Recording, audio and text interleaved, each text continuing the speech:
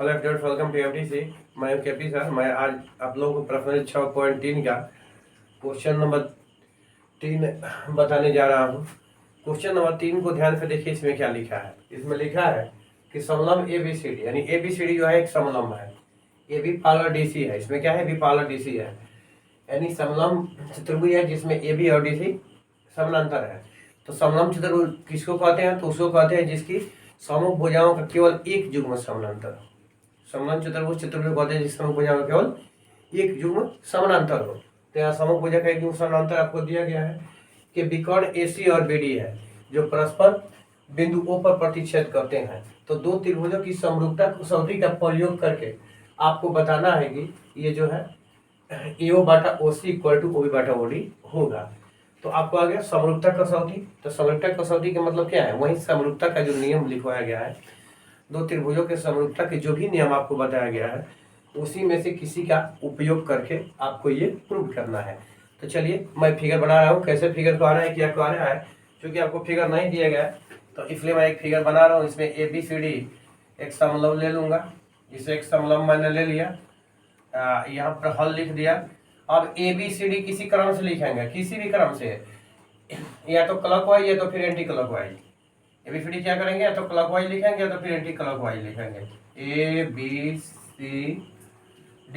अब AB और DC क्या है, समानांतर हो गया। AB और DC समानांतर हो गया। इसके बाद इसके विकर्ण AC हो जाएगा। इसका एक विकर्ण क्या है, AC है, और दूसरा विकर्ण क्या है, BD है।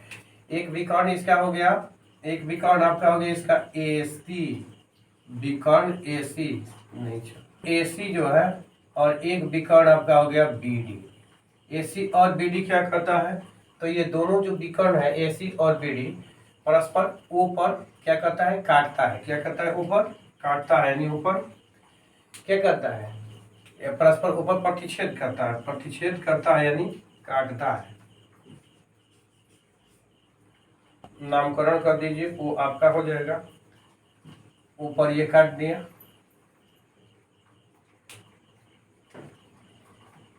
ऊपर काटता है, विकर्ण जो है परस्पर ऊपर प्रतिच्छेद करता है।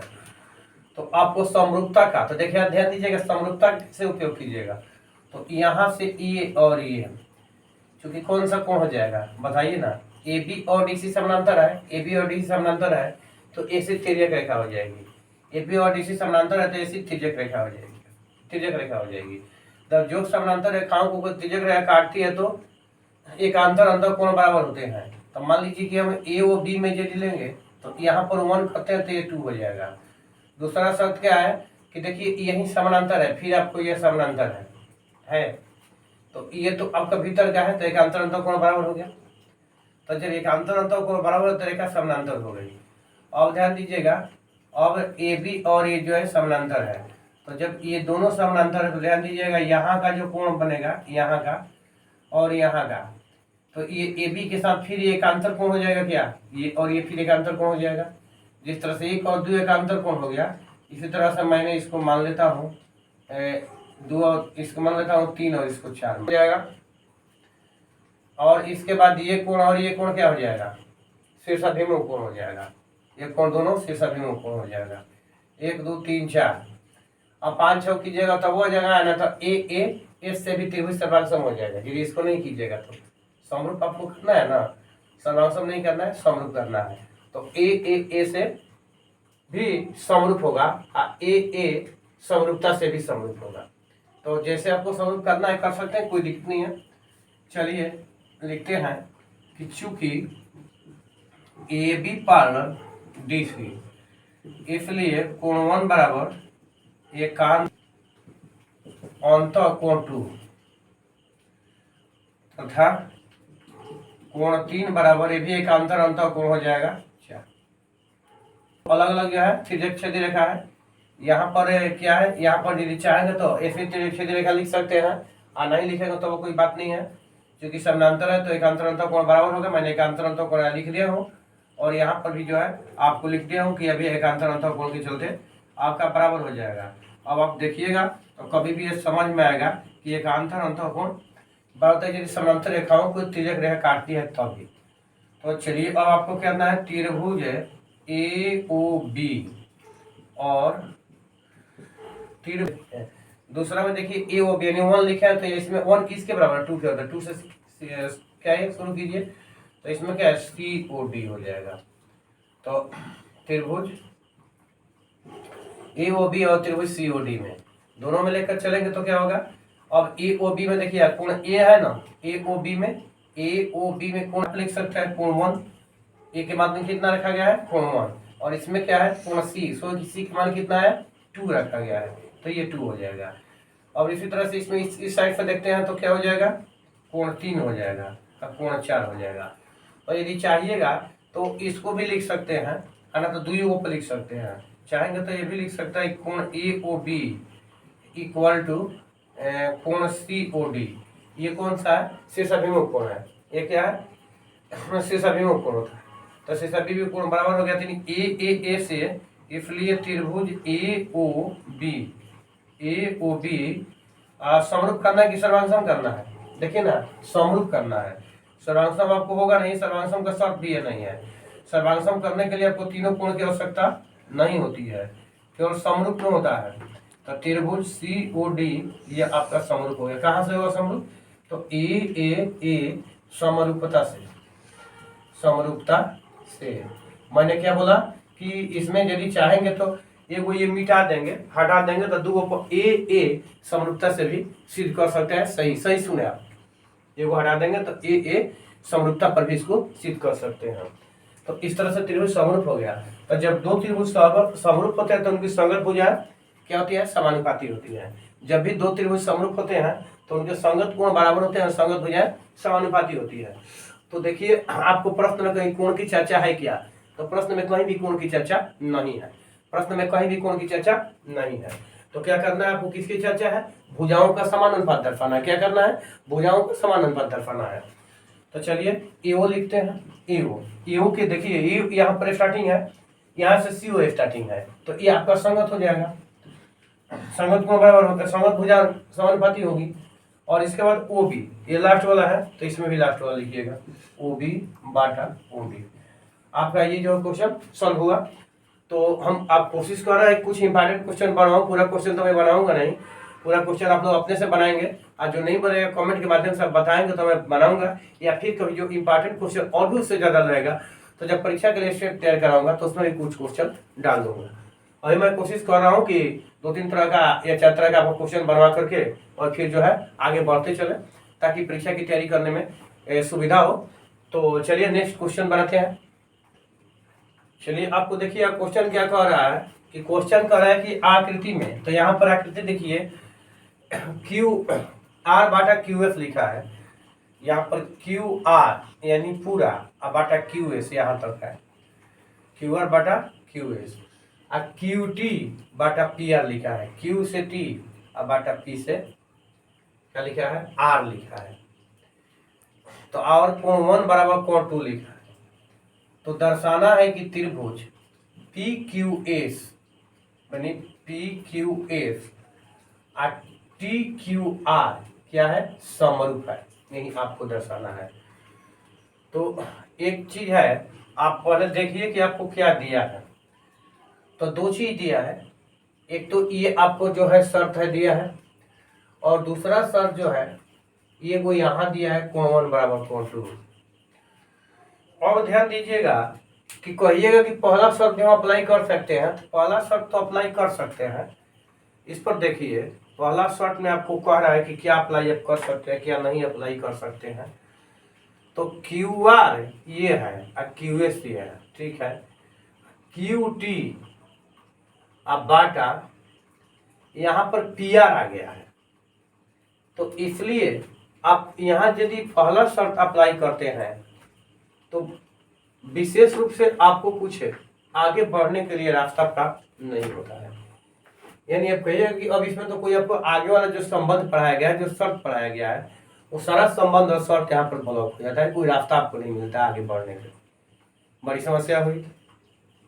इतना तो लेकर के अब क्या करेंगे? चलिए दूसरा चीज हम देखते हैं। अब दूसरा मार्ग ढूंढते हैं। एक मार्ग पर यदि बाधा आती है दूसरा मार्ग तत्काल ढूंढते हैं। दूसरा दिया है कोण 1 बराबर कोण 2। हाँ, अब यहाँ पर देखिए एक शर्त आपको आ गया। कोण 1 कहाँ है? तो कोण 1 जो है त्रिभुज पी क्यू आर को ध्यान से देखिए, त्रिभुज पी क्यू आर को ध्यान से देखिए, इसी का एक कोण 1 है और दूसरा कोण 2 है और दोनों कोण बराबर कर रहा है। तो इसको लिख सकते हैं त्रिभुज पी क्यू आर में, किसमें? त्रिभुज पी क्यू आर में क्या हो जाएगा? कोण 1 बराबर कोण 2। ठहरिए, भागिएगा मत, ध्यान से सुनिएगा। वर्ग 9 में आप लोग पढ़े होंगे कि किसी त्रिभुज के बराबर कोणों की सम्मुख भुजाएं बराबर होती हैं। क्या पढ़े हैं 9th में? किसी त्रिभुज के बराबर भुजाओं के सम्मुख कोण बराबर होते हैं। और दूसरा शर्त यह पढ़े है कि किसी त्रिभुज के बराबर कोणों की सम्मुख भुजाएं भी बराबर होती हैं। अवश्य ही प्रूव किए होंगे। वही चीज आपका यहाँ है, कोण क्या हुआ? बराबर हो गया, कोण 1 और कोण 2 बराबर हो गया, इसकी सम्मुख भुजाएं बराबर हो जाएंगी। कोण बराबर है इसलिए सम्मुख भुजाएं में हो जाएगी पी क्यू या क्यू पी, दोनों में तो कुछ भी लिख सकते हैं। बराबर आप लिख सकते हैं पी, या कोई दिक्कत है? हमको तो नहीं लगता है कोई आपको प्रॉब्लम होगी। और देखिए दूसरा शर्त क्या दिया है, तो दूसरा शर्त से बढ़िया ना, बढ़ने का आपको रास्ता मिल जाएगा। क्यू आर बाटा क्यू एस बराबर क्यू टी बाटा पी आर। यहाँ से बढ़ने के लिए रास्ता कुछ दिखाई पड़ रहा है क्या? हमको दिखाई पड़ रहा है, आप लोग भी ढूंढिए, जरूर मिलेगा। क्यू आर बाटा क्यू एस और क्यू टी बाटा पी आर। देखिए पी आर बराबर पी क्यू है, चलिए इसको लिखते हैं क्यू आर बाटा क्यू एस बराबर क्यू टी बाटा पी आर। पी आर को हटाकर क्या लिख देते हैं? पी क्यू लिख देते हैं। कहाँ से जी? तो समीकरण फर्स्ट से। कहाँ से हमने लिख दिया? तो इसको लिख दिया समीकरण फर्स्ट से। कहाँ से लिखा? समीकरण फर्स्ट से। चलिए अब त्रिभुज पर चलिए। क्यू आर ये आपको पूरा है, यहाँ से यहाँ तक आ गया क्यू आर। बाटा क्यू एस, बाटा में क्या आया? क्यू एस मतलब यहाँ से यहाँ तक आ गया। बाटा क्यू टी, अब पी आर क्या है? क्यू टी, बाटा में क्यू टी यानी है पूरा। आप बाटा पी क्यू, बाटा में फिर क्या कह रहा है? पी क्यू यानी यहाँ से ये जो है फिर आपको कह रहा है। और ध्यान दीजिए, थेल्स प्रमेय पर चले जाइए। इसीलिए मैं आप लोगों से बार बार बोलता हूँ कि पीछे से प्रमेय याद कर लीजिए यदि ज्योमेट्री पढ़ना चाहते हैं तो। और एक चीज खबरदार अभी से सुन लीजिए, खबरदार हो जाइए, बिल्कुल तैयार हो जाइए। इसका उपयोग हम करेंगे क्षेत्रमिति में भी, यानी ज्योमेट्री का उपयोग हम क्षेत्रमिति में भी करने वाले हैं। इतना ही नहीं, और ठहरिए और सुनिए, ज्यामिति के जो थ्योरम है इसका प्रयोग हम रचना में भी करेंगे। जो कंस्ट्रक्शन करते हैं कोण बना करके कंपास ले और क्या कहलाता है स्केल से, उसमें भी ज्योमेट्री का प्रयोग करेंगे। इसके बाद अभी और ठहरिए, भागिए मत, और कहाँ इसका प्रयोग करने वाले हैं सुनिए। हाइट एंड डिस्टेंस पढ़ेंगे, यानी त्रिकोणमिति में भी ज्योमेट्री का प्रयोग होगा। अब बताइए, तो यह कि ज्योमेट्री एक तो मात्र ज्योमेट्री है, लेकिन इसका प्रयोग देखिए कितना हो रहा है। थ्योरम याद होना चाहिए, क्वेश्चन कुछ नहीं बनाने में दम है इसका है। क्वेश्चन मतलब कानी उंगली, कानी उंगली कभी और कोई और कथन से दिखा कर चला जाता है। कहाँ समझ ही रहे हैं, दिखाता है सर सर क्या है, जाओ भागो। लेकिन लघु न होगा, तो लघु का मतलब हुआ क्या कि छोटा। तो यदि ज्योमेट्री का थ्योरम याद है तो पूरा ज्योमेट्री आपके लिए बिल्कुल आसान है। तो चलिए ये तो हो गया। अब आपको त्रिभुज क्या करना है, यहाँ पर प्रूफ करना है, ध्यान दीजिएगा। तो ये थेल्स प्रमेय से क्या हो जाएगा?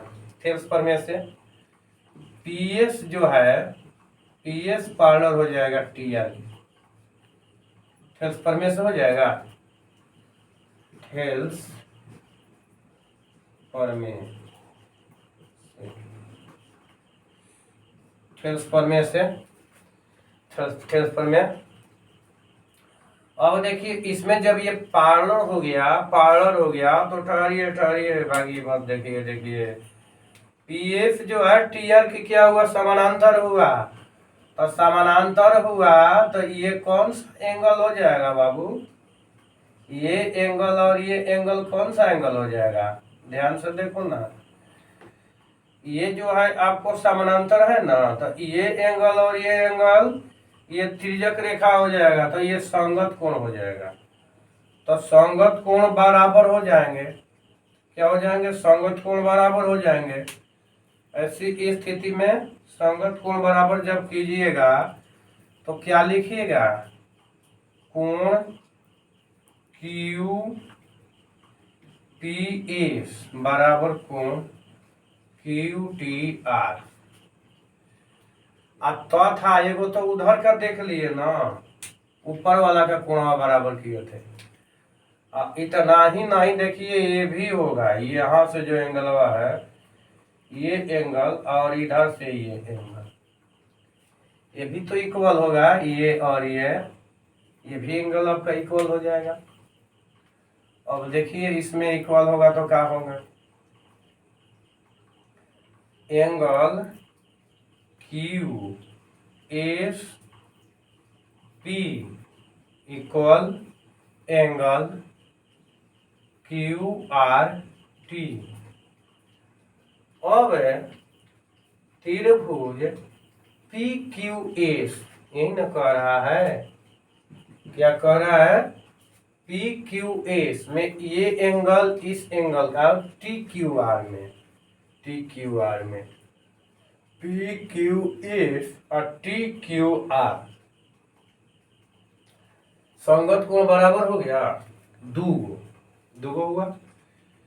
तो अब हो जाएगा, इसलिए पी क्यू एस समरूप त्रिभुज टी क्यू आर कहाँ पे, तो पढ़ाया है, ध्यान दीजिए, ए समरूपता से, ए समरूपता से, ये आपका सत्यापित हुआ, सत्यापित यही सत्यापित करना था, कहेगा बस हो गया तो हो गया सत्यापित। केवल थ्योरी में दम है बाबू, केवल थ्योरी में दम है, क्वेश्चन में दम नहीं है। चलिए एक और नेक्स्ट क्वेश्चन बना रहा है। एक त्रिभुज एबीसी की भुजा बीसी पर एक बिंदु डी इस प्रकार स्थित है कि एंगल एडीसी बराबर एंगल बीएसी है। दर्शाइए कि सी ए स्क्वायर बराबर C B into C D है। थोड़ा सा हट कर है, ज्यादा नहीं है।